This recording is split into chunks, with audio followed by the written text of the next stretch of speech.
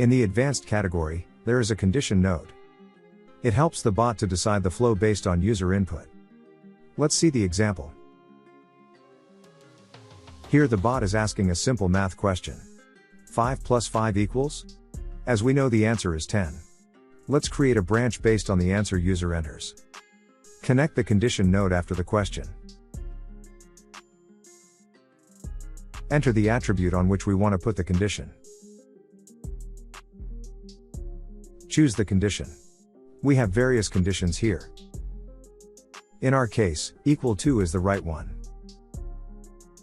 Enter the value which we want to check the variable against. That should be 10 here. Save it. The bot will choose the branch based on condition. Last, end the bot conversation.